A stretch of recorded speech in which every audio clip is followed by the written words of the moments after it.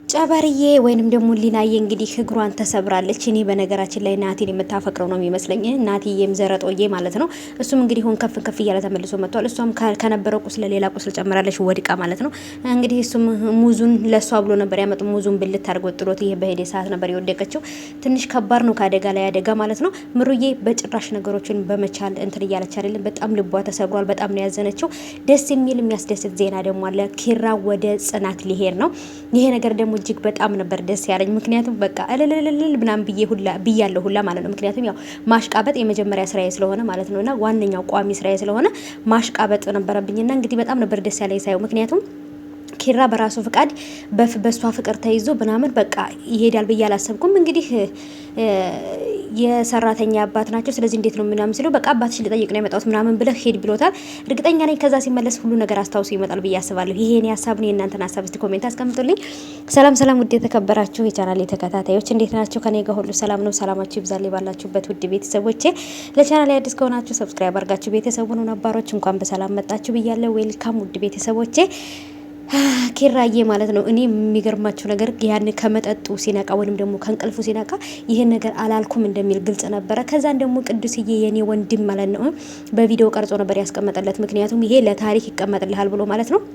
ወዶቼ ይሄ በፎቶ የምታዩት እንግዲህ አንድ አዲስ ሁለት ሰዎች ተቀላቅለዋል ማለት ነው። እሱ ምንድነው የበፊት የጽናት እንትን የነበረ ነው እጮኛ የነበረ ወይንም ደግሞ ጽናትን ለማግባት ታጭቶላት የነበረ ሰው ነው።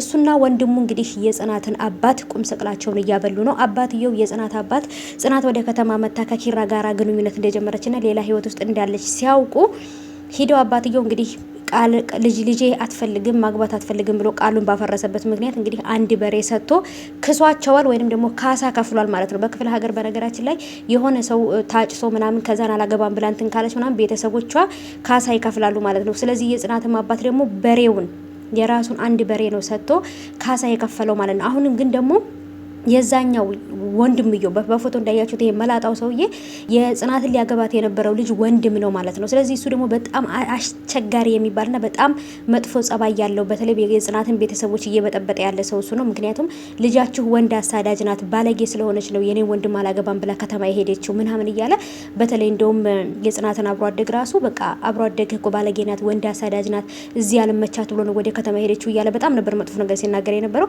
ጽናት ከነዚህ አውሬ ሰዎች ነው እንግዲህ አመልጣ ወደዚህ ገብታ እንግዲህ ከኪራ እጅ የገባቸው። ኪራም እንግዲህ አሁን ወደ ገጠር ሊሄድ ነው።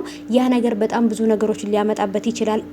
የበፊት የጽናት ሊያገባት የነበረው ልጅ ወንድምም ሆነ ልጁ ኪራ ላይ መጥፎ ነገር ያደርሱበታል ብዬ አስባለሁ። አሁን ኪራ ወደ ዋናው ጦርነት እየገባ ነው።